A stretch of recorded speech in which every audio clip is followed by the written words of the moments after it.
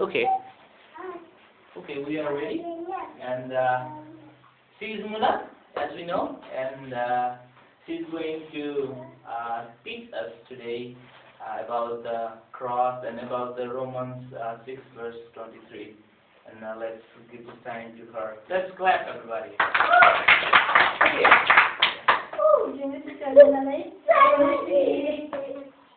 आज चाहिँ रमी 6 को पेज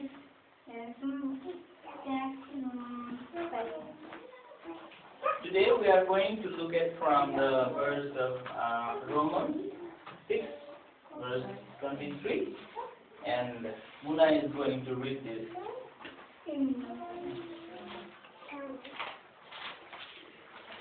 Mati Marcos Pandem एकचोटि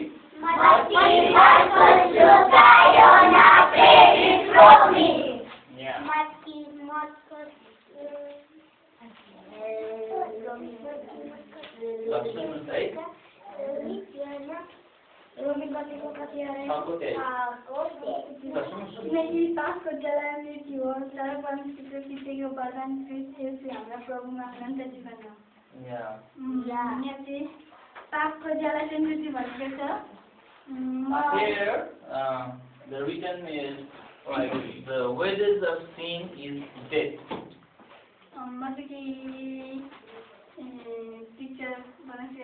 And I'm going to make some pictures here.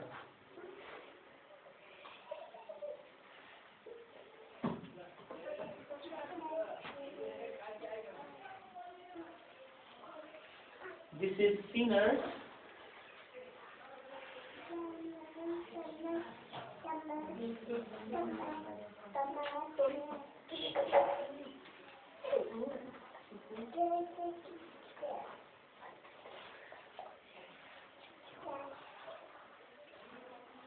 And here is God.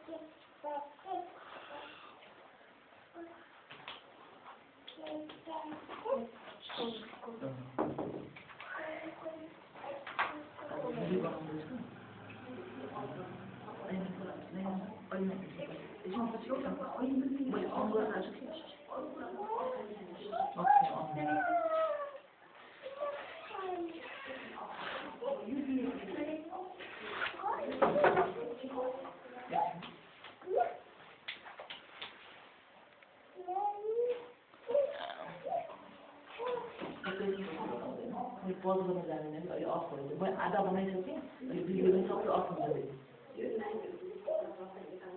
यिनीहरूको केही पनि ठिक छैन यिनीहरूको बोर्डमा ठिक छ सब ठिक छ ठिक छ कि अहिले ल गो on Muna.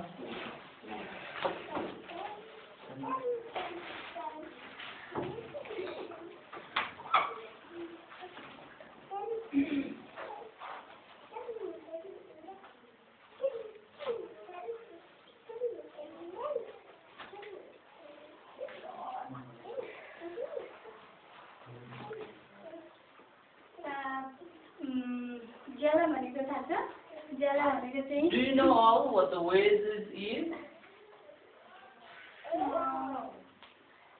ज्याला भनेको चाहिँ हामीले कुनै ठाउँमा कुनै केहीमा परिश्रम गर्छौँ, जस्तै हामी कसैको काम गर्छौँ त्यसको बाबतमा हामीलाई कसैले ज्याला दिन्छ, पैसा दिन्छ, रुपियाँ दिन्छ है। त्यस्तै ज्याला भनेको चाहिँ अब परमेश्वरले हामीलाई हाम्रो पापको ज्याला चाहिँ के दिनुभएको छ, परमेश्वरले हामीलाई मृत्यु दिनुभएको छ, हो किन? हामीलाई कसैले काम गरेको बाबत हामीलाई रुपियाँ पैसा दिए जस्तै हामीले पाप गरे अनुसार चाहिँ परमेश्वरले हामीलाई मृत्यु दिनुभएको छ। As a wages means that if we do something and we have to pay for that, and that means wages. And God gave us the punishment as a sin, as wages, and that is death. अनि त्यसको बदलामा चाहिँ हामीलाई पाप दिनुभएको पापको बदलामा चाहिँ हामीलाई मृत्यु दिनुभएको छ परमेश्वरले पापको ज्याला चाहिँ अनि पाप भनेको चाहिँ हामीले कुनै पनि खराब काम गर्छौँ जस्तै पाप चाहिँ पहिला सुरु हाम्रो आदमबाट सुरु भएको हो आदमले त्यो नराम्रो काम फल खाएको हुनाले त्यहाँदेखि पाप सुरु भएको हो सबै मानिस पापी छौँ किनभने सबै मानिस अहिले पापी भएर हाम्रो रगत नै पापको छ रगत नै In the beginning, from the creation of God, Adam started the sin, and because he ate the fruit, what he was not had to do, and he ate the fruit, and from that moment the sin came in this earth, and in our blood also there is sin. मृत्यु चाहिँ हाम्रो दुई प्रकारको हुन्छ मृत्यु Yeah, we have death, and it's two kind of death we had to do. मृत्यु एउटा शारीरिक मृत्यु र अर्को आत्मिक मृत्यु One is physical and another is spiritual.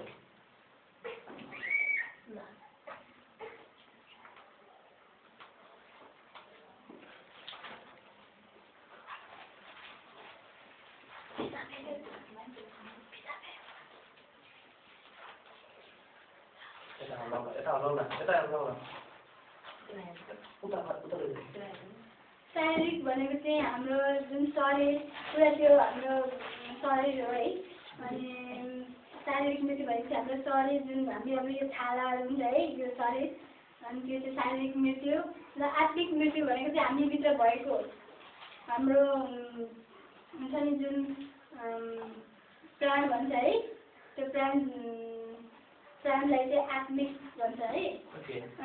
And physical means we have body like this, and this is called physical. And what is inside of us? Our soul and all things. And she is telling our soul is also the spirit. अनि हामी सबैजना पापीहरू छौँ त्यसकारण हाम्रो पापलाई क्षमा गर्न चाहिँ परमेश्वरले एकजना आफ्नो एकमात्र पुत्र हामीलाई पृथ्वीमा पठाउनु भएको छ And because of our sinful nature, and God created one plan in His mind to save us from the sin. अनि उहाँले चाहिँ हामीलाई एउटा उपहारको रूपमा उपहार भनेको हामीले कसैलाई गिफ्ट दिनु कसैलाई सामान दिनु है On the other hand, He planned for the gift, and what the gift means is something we give to others, and that's the gift. कसैले अब कसैले परिश्रम गरेको हुन्छ है अब गिफ्ट चाहिँ दिनको लागि कसैले परिश्रम गरेको हुन्छ तर त्यो लिने मान्छेमा त परिश्रम गर्नु पर्दैन उसले हात मात्रै थाप्ने हो है Okay, and the giver has to do a lot of work and the hard work, but the receiver has nothing to do with that.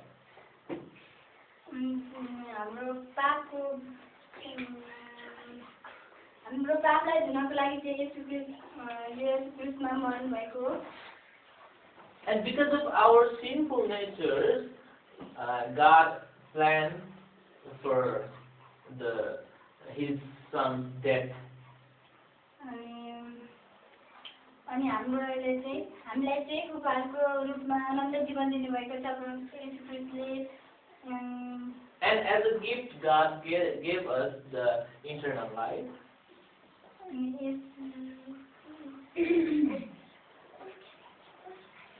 Yeshu Christ चाहिँ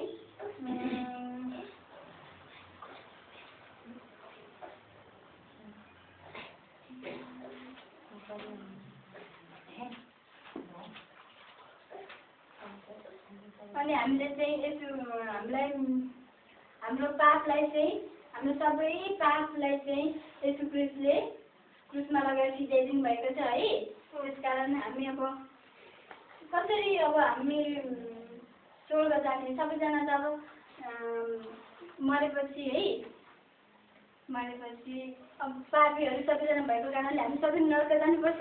Okay. Because of our sin, as a gift of God, He paid this sin into the cross, and before His death, we had to go in death, this kind of death, like physical death and spiritual death.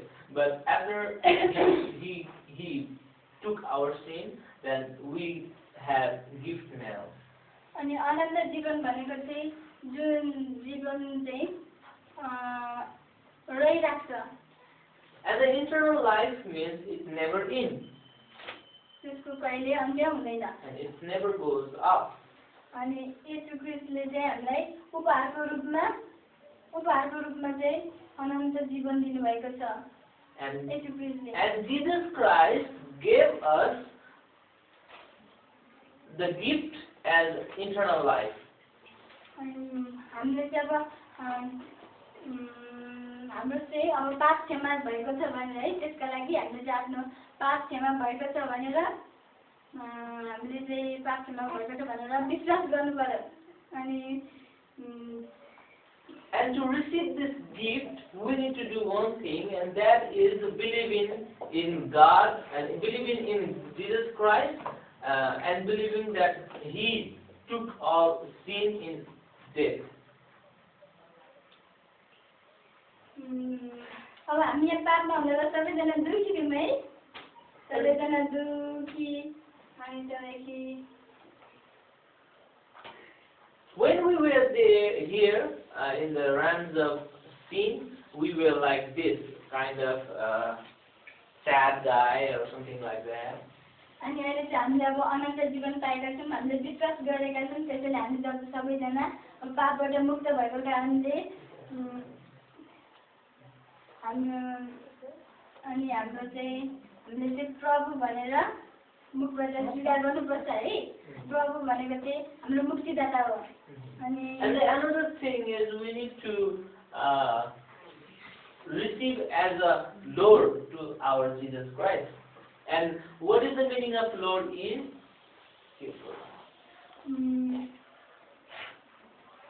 प्रभु चाहिँ हाम्रो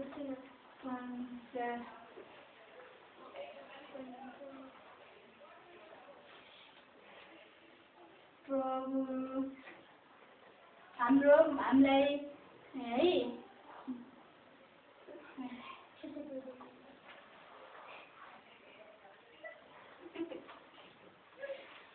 योजनाहरू अब उहाँले लिनुहुन्छ भने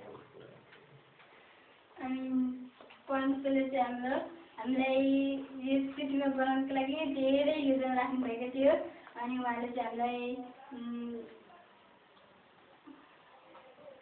हामीलाई चाहिँ उहाँले बनाउनु भएको हो। God made us and God created us. अनि परमेश्वरले चाहिँ येशू ख्रीष्टलाई हाम्रो पापको कारण यस पृथ्वीमा पठाउनु भएको हो। अनि Because of our sinful nature, God sent Jesus Christ to save us.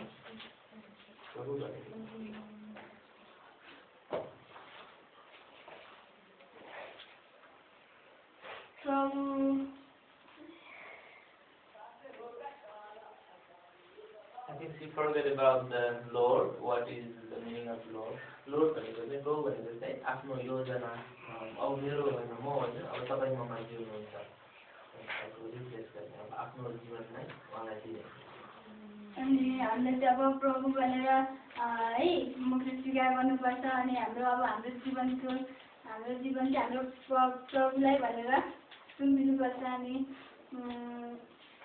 Yeah, and when we give everything our life and our all plans that in God, and at that time we receive Jesus Christ as the Lord. अनि हाम्रो सबै पापहरू अनि हामीलाई चाहिँ प्रभुले हाम्रो उपहार चाहिँ हामीलाई सबै अनन्त जीवन दिनुभएको छ। अनि अब चाहिँ हाम्रो पाप क्षमा भएको छ भनेर हाम्रो पाप क्षमा गर्दछ भनेर विश्वास गर्ने 1 नम्बरमा है। अनि त्यसपछि 2 नम्बरमा चाहिँ हामीले प्रभु भनेर स्वीकार गर्नुपर्यो मुखले। अनि हामीले अब सबै पापहरू हाम्रो क्रुसमा गएर सिद्धिएको छ भनेर विश्वास गर्ने। अनि त्यसपछि Yeah, 2 things we need to do finally, and the first is we need to believe that Jesus went to the cross and took our all sin and all debts. And another thing is what we need to do is declare from our confess from our mouth and as Jesus to our Lord. Yeah. त्यसपछि हामी जब सधैँ खुसी भएर And when we do that and we become like that guy, it means happy guy or a feel good guy. खुसी भएर जब And we will become like that. Yeah.